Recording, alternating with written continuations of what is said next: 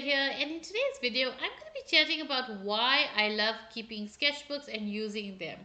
Now in my videos you see me doing a lot of drawings and paintings in my sketchbooks, and over the years I've completed a lot of sketchbooks.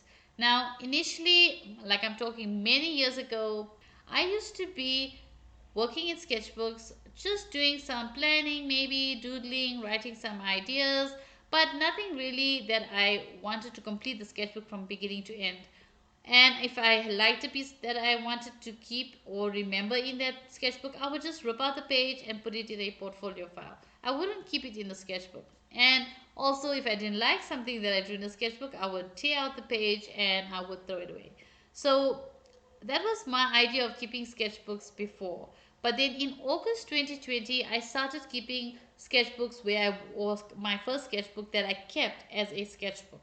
Now I still have, even though I'm working through all my sketchbooks now and I work with them constantly, I still have got two sketchbooks that I use for planning and writing my ideas down, doing thumbnails and all of that, and getting my ideas down onto paper.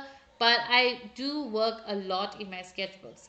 I still do paintings on canvas and drawings on a single leaf paper, like color pencil drawings, but I do work a lot in sketchbooks. And the reasons why I love working in sketchbooks is that they really give me a place to play, have fun, experiment, and learn. Now, when I started my first sketchbook in 2020, I did mostly graphite drawings in a sketchbook. I even did my 100 hairs challenge that I did. I even did that in that sketchbook. The reason being that sketchbook was not really meant for wet media. It was a sort of a cream beige textured paper, and it was really thin, so it didn't really hold watercolor well. So I wasn't able to use it for any other mediums besides graphite. But from the next sketchbook, I started using sketchbooks that were thicker paper, that had either more tooth or was smoother paper, and I started creating drawings and paintings with different mediums like gouache, acrylics, watercolor, inks, fine liners, graphite, charcoal, color pencil. I use so many different mediums, and like usually my go-to would be gouache or watercolors, but I do use all these different mediums in my sketchbooks, including acrylics. I use a lot of acrylics in my sketchbooks as well. So now what happens is, if I have a piece that I'm painting in my sketchbook and I don't like the piece, if it's something that I really cannot stand looking at, I do not rip any sheets out of any of my sketchbooks. I haven't done so since I started the sketchbook in August 2020, which was my first sketchbook, and I never ripped out any sheets of any of my sketchbooks. I rather paint over that page and I do a painting over it, just so that I can have it completed and that I'm not looking at that piece that I really don't like. But I don't rip out the pages anymore. And those are only for pieces that I really can't stand looking at. If I do something, a drawing or painting that I'm not happy with, like maybe I did a portrait and the proportions were not good, I leave it in the sketchbook and I leave it for me to see in the future, because I know that I learned something from the sketch. I know that I've did the drawing, I've experienced it, and I've learned the mistakes I made. I can see the mistakes I made, and now I know what not to do in the future. So it's sort of a reminder of the mistake I made and the solution that I need to take to correct that in the next piece that I do like that. So you will notice that in my sketchbook tours, if you've watched them, you will see there are some sketchbook drawings or paintings that I'm not too happy with, and I mention this in my tours when I do them. But majority of them I'm happy with, because as I've worked through the sketchbooks over the years, the last few years since I started keeping my first sketchbook, I really noticed that I am working so much better with my art. I'm growing my skills, I'm improving every single day. I'm experimenting a lot with different mediums, with different techniques, with different subject matters. I'm going out of my comfort zone and trying to draw and paint subject matters that I normally wouldn't. I'm using mixed media and I'm trying different mediums together, and it's such an amazing feeling when you complete a piece. And sometimes you can get pieces that are your favorite and you absolutely love in your sketchbook, and those are pieces you can be so proud of. And there's other pieces that you can just enjoy going through your sketchbook, and the feeling of completing a full sketchbook, even completing just a single page or even a spread, a double spread, but that feeling is amazing. but the feeling of completing a full sketchbook, it is a euphoric feeling. If you've completed a sketchbook ever, you know the feeling I'm talking about. It is such a good feeling to go back and start paging through all the art that you created. And what I've noticed over the years, I usually date my sketchbooks. So I don't go according to the number of sketchbooks I'm completing. I'm not just completing sketchbooks for the sake of completing sketchbooks. I'm working in my sketchbooks, and however long it takes me to complete the sketchbook, it takes that amount of time depending on how much I work in it and when I work in it. And I just create for the sake of creation, to enjoy the process, to have fun with it, to enjoy my art, to enjoy learning and practicing and improving my skills and trying new things. And that's what your sketchbook should be about. It's a place for you to experiment and let your artist or your inner artist out to play and just to create and have these beautiful paintings and drawings that you've created and to see your growth.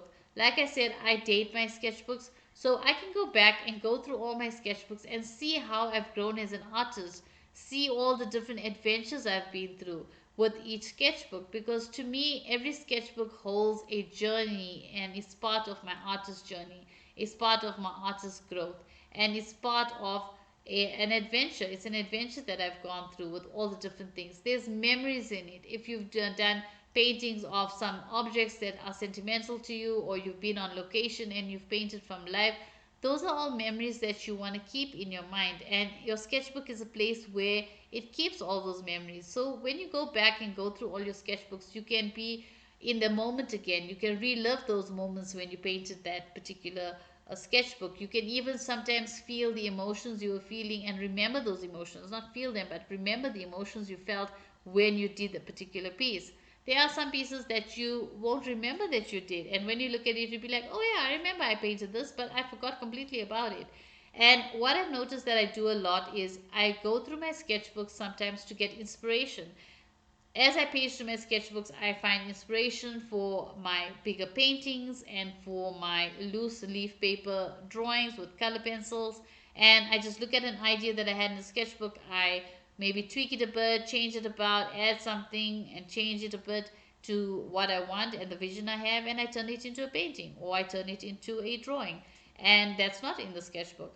But I really always tell people and other artists on my videos that try keeping a sketchbook. It's a wonderful thing to keep. You don't have to create every day in it. You don't have to make it a sort of like a duty to do every day. It's something for you to have fun in. So when you have time and when you feel creative, when you want to get the creative juices flowing, when you get that creative itch to create or paint or draw, you can grab your sketchbook and create. It can be a simple doodle, it can be a sketch, it can be a painting. You can even just swatch your colors. Say you buy a new set of watercolors, you can just swatch out all the watercolors in your sketchbook. You can use that for that too.